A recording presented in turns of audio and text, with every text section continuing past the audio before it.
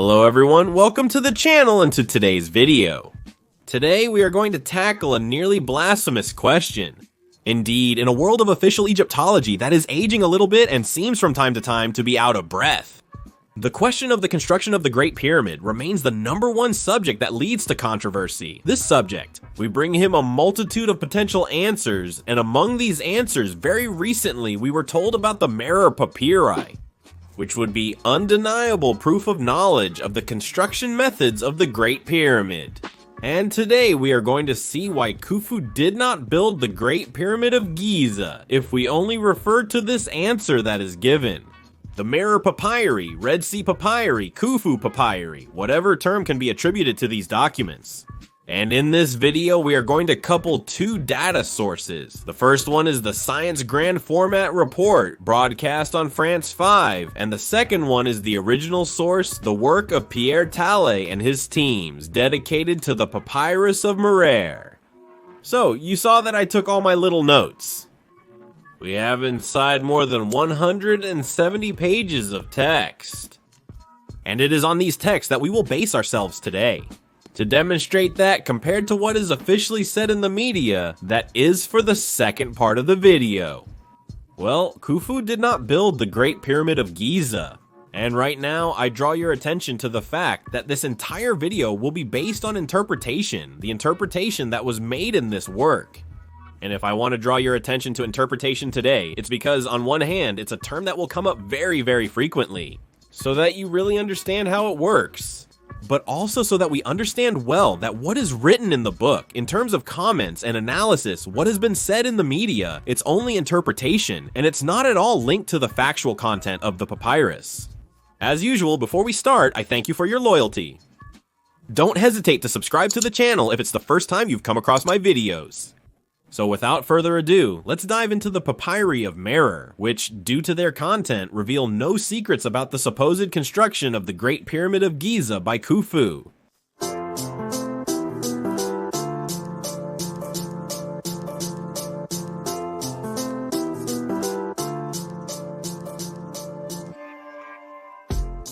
To fully understand what we're talking about today, we're going to delve into both the official study by Pierre Tallet and his teams, as well as the feature-length documentary broadcast on France 5.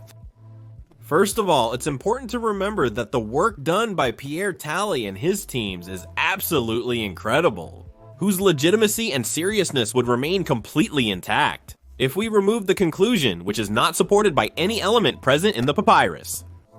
The Merer Papyri are documents that provide information about the basics, as mentioned in the book.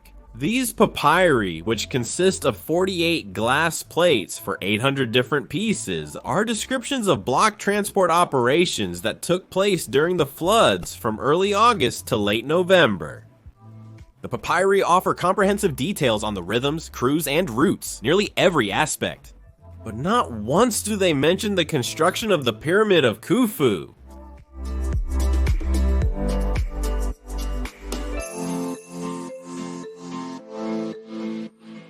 We start quite quickly with the documentary, which before the 4-minute mark tells us this. The pyramids of Giza are a set of tombs built by the Egyptians of antiquity. The oldest and largest is the Pyramid of Khufu. It's one of the 7 wonders of the ancient world and the sole survivor today. But how it was built remains a mystery.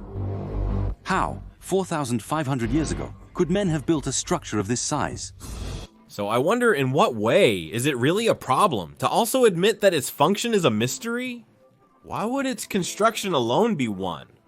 Probably because if it's not a tomb, its function would suggest that the builder's people were much more advanced than we think. However, the report later contradicts this statement. Building the Great Pyramid seems totally unachievable. It can't be the work of a primitive society. So I clearly heard what was said in this report, so why strive to believe that the Builder's Society was a primitive society? And when we talk about societies with means that exceed what we imagine today, we are immediately branded as enlightened ones who immediately think of Atlanteans with lasers, and I don't know what. Whereas, in the end, a society just a little bit more developed than the primitive society we might imagine, that is quite conceivable. How did the Egyptians accomplish such a feat? Pierre Tallet, the head of the mission, is looking in his hieroglyphs for clues about the construction of the monument. Pierre Tallet could spend a long time searching for clues about the monument's construction, because indeed there is no mention whatsoever in the Papyri of Merer related to the construction of the pyramid. We talk about transport, we talk about delivery of veneered blocks.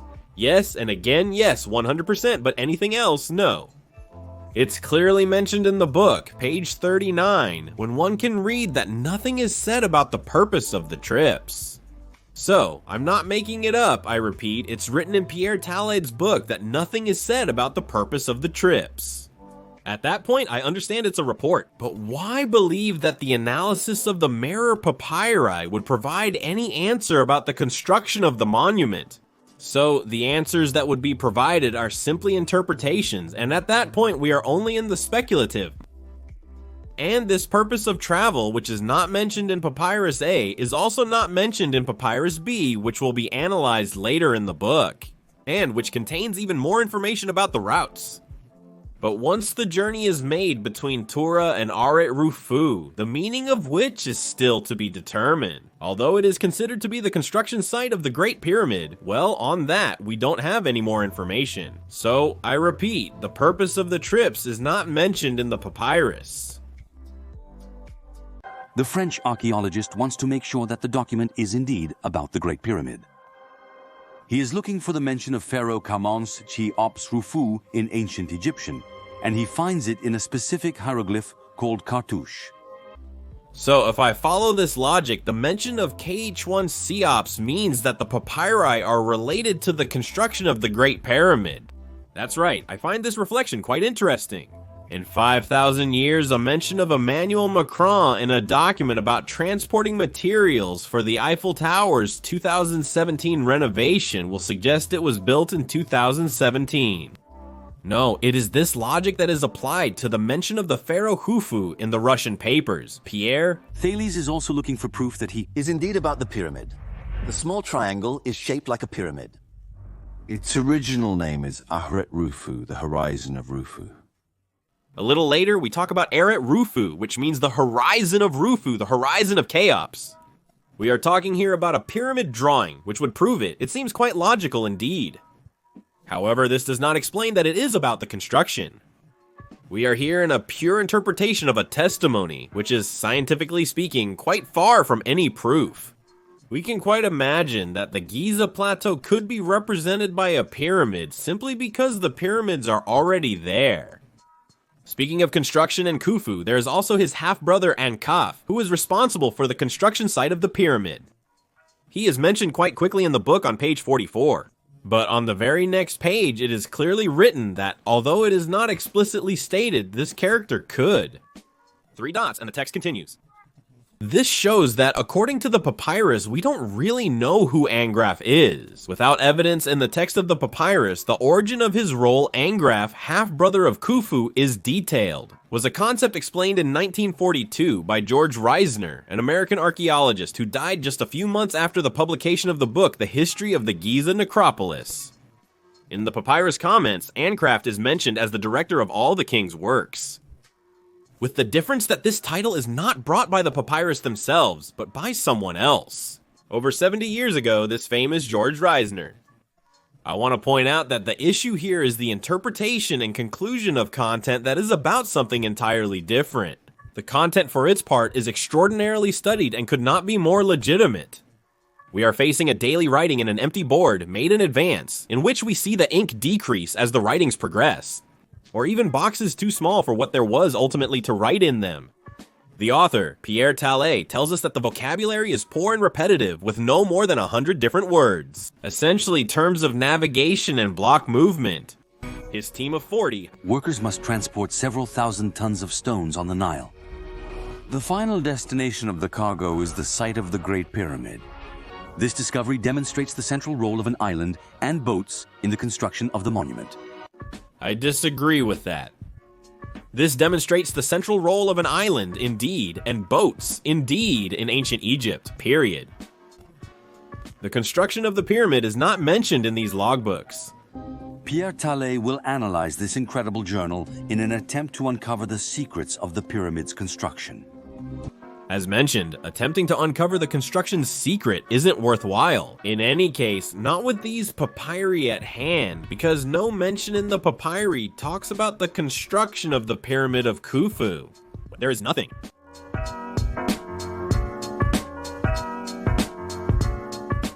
But even before thinking about possibly building a pyramid, you first have to bring the blocks.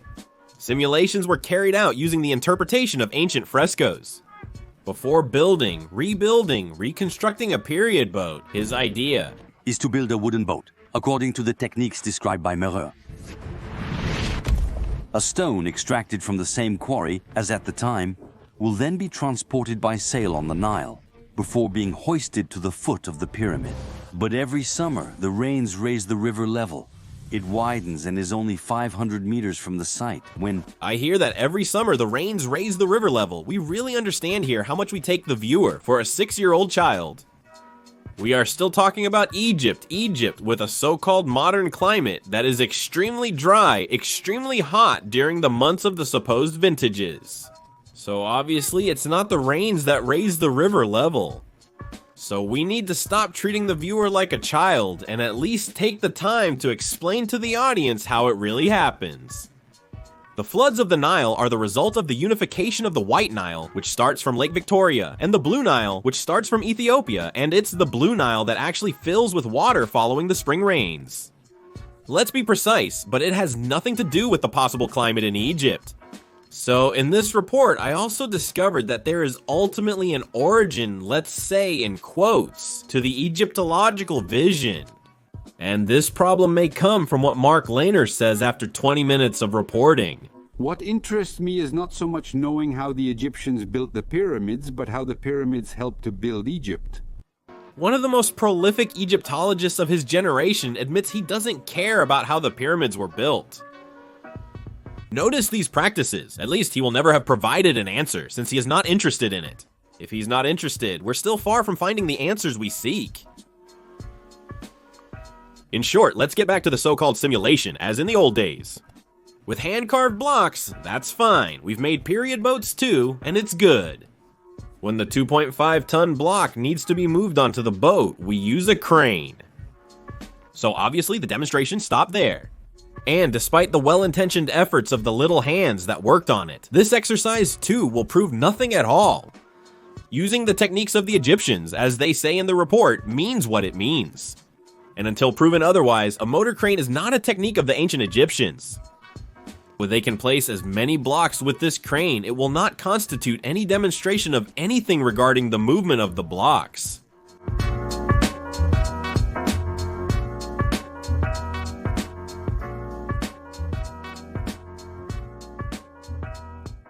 Once the block is placed, the boat takes on water under its weight. It's a total fiasco. Finally, we're going to reshape the block after removing it with the crane once more, and we put it back on the boat, still using the crane. The boat is no longer sinking now, which is good. We can now sail like we used to.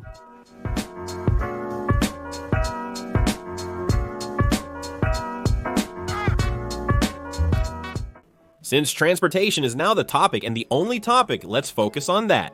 About the Merer Papyri, it should be known that Papyrus B of the Merer Papyri covers 2 months of activity.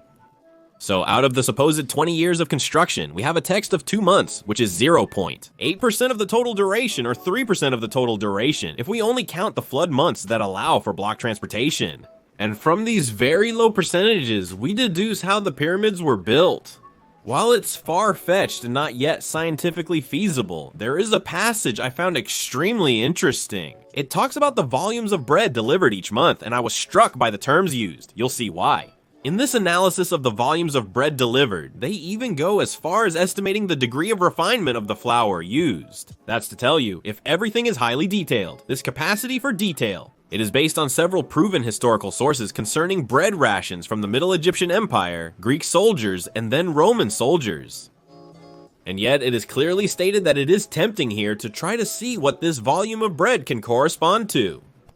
In the particular context of the construction of the Pyramid of Khufu, the calculations we present here are of course extremely speculative and must be considered with great caution. So what is considered here as extremely speculative is still based on lots of proven sources.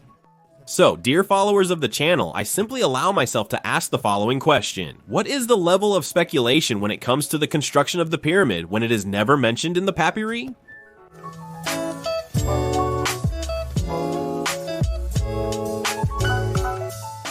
One thing that really surprises is that in reading this fantastic work, the conditional is systematically used. There are a few passages in which Pierre Talley talks to us about the construction of the pyramid when it is not mentioned at all. So here we are in interpretation and not at all in the factual, in terms of content. However, there is something very surprising. It's really the media interpretation that has been made of it. So it's true that we are in the media, so if we don't talk about revelations concerning the construction of the Great Pyramid, perhaps the press articles, radio shows, television shows will not interest the general public, certainly.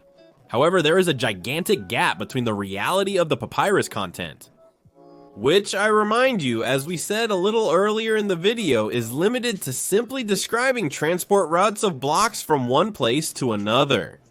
And yet, in the media, we had everywhere this big news that we discovered the secrets of the construction of the Pyramid of Khufu.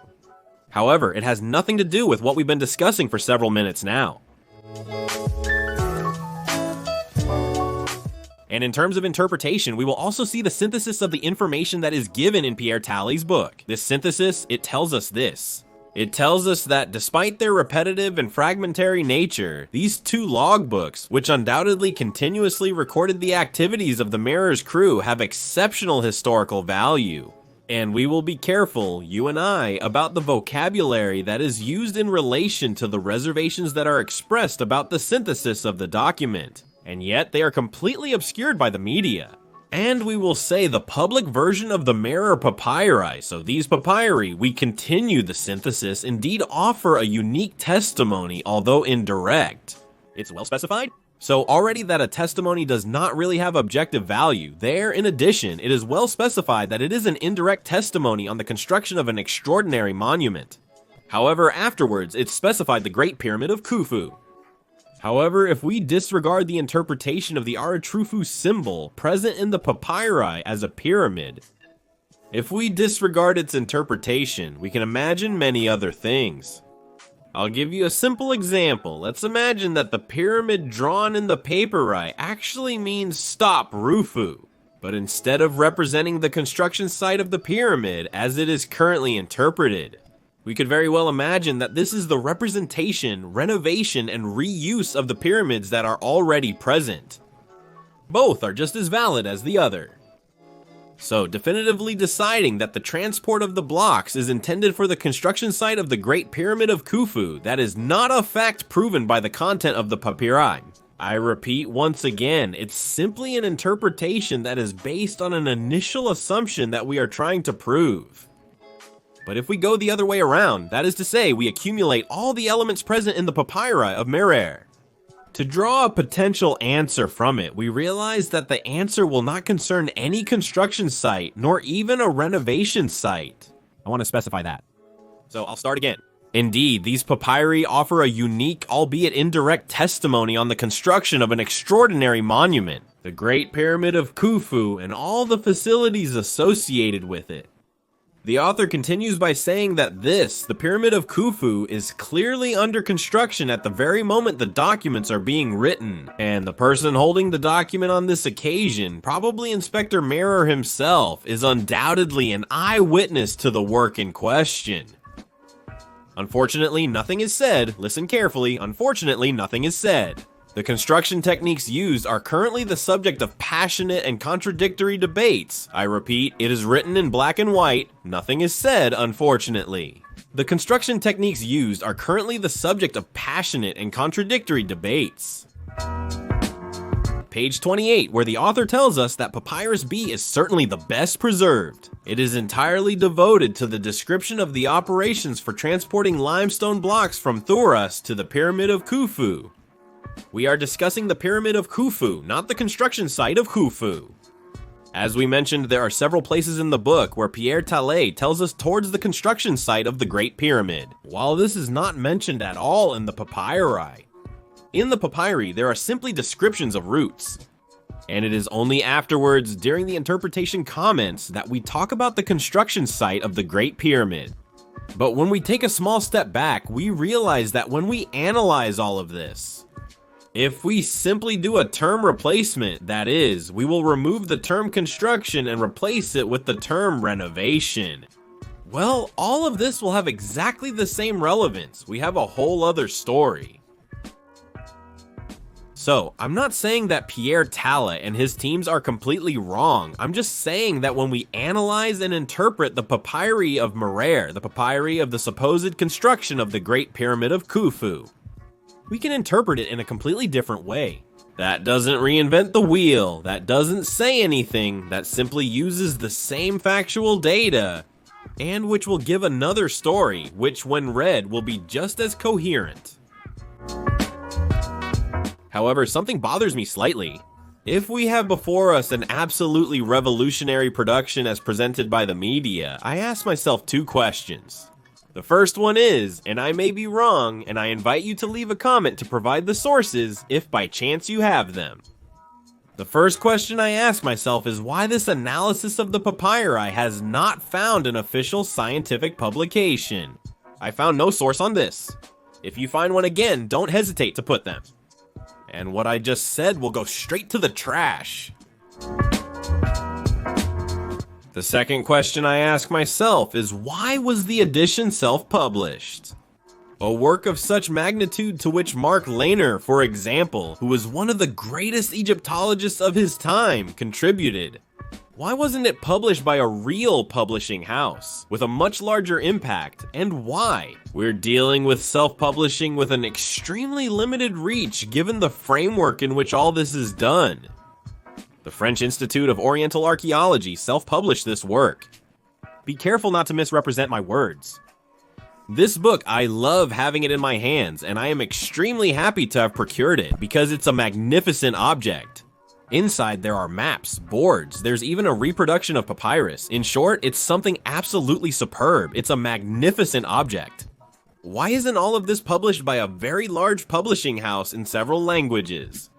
Because that's the place this work should occupy, if indeed it is legitimately a response to the construction of the pyramid. However, we now know very clearly that at the time of Khufu, there were boats making trips between Thoros and Giza to use blocks from the Thoros quarries. We also have to ask ourselves, why did we say what we said about these Russian papers in the media? The first thought movement is that the communication that encompassed the publication tried to stay very simple, very simplified, so that it could be understood by the media, so that it could be relayed. Well, the simplification. It would not be that the document finally reveals the construction techniques of the Great Pyramid, but that this document reveals the logistics of material transportation, who are present on the Giza Plateau. Another possible interpretation of media reports is that Pierre Tallet and his teams used the opportunity for a significant publicity stunt. And if that's the case, it worked. That is to say, we can quite imagine that they sent a press release, a little biased, of which they measured exactly the content, so that it would be relayed by the media. And indeed, from there could have flowed a report on France 5 and a great media coverage of Pierre Tallet and his teams. In short, a public relations stunt, a marketing move that was very successful, but which was done at the expense of the reality of the content of the papyri. And given the way the media works today, it's quite normal to have potentially, I'm not saying that's what they did, to potentially have thought about this public relations stunt, simply because they know full well that all the websites to whom they sent press releases, all the television channels, the radio stations to whom they sent their press releases, no one would have made the effort to obtain the publication and read it in its entirety. I don't know what it inspires you, but in any case, what is undeniable is that we are facing a huge gap between the Papyrus of Merer and what has been said about it publicly. And me, who is still very passionate about all this, I'm really shocked to see to what extent we are facing a kind of intellectual scam. When comparing what I read in this publication and what the websites, radio shows, and television shows that have publicized the work of Pierre Tallet and his teams have said, And when I talk about intellectual scam, of course, I'm not blaming anyone. Except perhaps for the media who didn't do the fact-checking afterwards. To question what was the truth of this. Revelation about the construction of the pyramid. Pierre Tallet and his teams are truthful. What Merer says in the Papyri is not a lie either. There is absolutely nothing false in there. Where the problem arises is simply on the interpretation and the reading prism, biased by the postulates dating from the end of the 18th, beginning of the 19th century, and which have not changed for now more than 200 years, that's all. The question of this video, which we will conclude on today, is not about assigning blame. That's not what matters. Well, the Merer Papyri are an absolutely exceptional, absolutely unique testimony, which gives us the details of the transport of materials from North and South Tura to the Giza Plateau. What were these materials used for? The publication itself says it. Nothing is said about the purpose of the trips, and nothing is said about the construction techniques. We have seen in detail everything that can be said about the Papyri of Merer in an objective manner in relation to their content. In Pierre Tallet's publication, coupling it with what has been said in the media, and to see where the shoe pinches. That is to say, once again, in ancient Egypt, we are in interpretation. But I repeat, never, ever, the construction of the Giza pyramid is mentioned in the Merer Papyri. In itself, it's absolutely not a problem. You just have to have the intellectual honesty to say that an interpretation can be as valid as the interpretation made by the neighbor. And the Merer Papyri are an undeniable example of this fact. Replace the term Stop Rouffaut, represented by a pyramid, as the construction project with Stop Rouffaut, the project already completed before the arrival of the Egyptians. Replace the term construction with the term renovation, and you will have before your eyes a brand new document that rewrites history, but whose relevance and argumentative coherence have not moved an inch compared to that of Pierre Tallet and his teams. And we are still far from having obtained the hard scientific proof to understand what happened during the construction of these pyramids and when these constructions took place.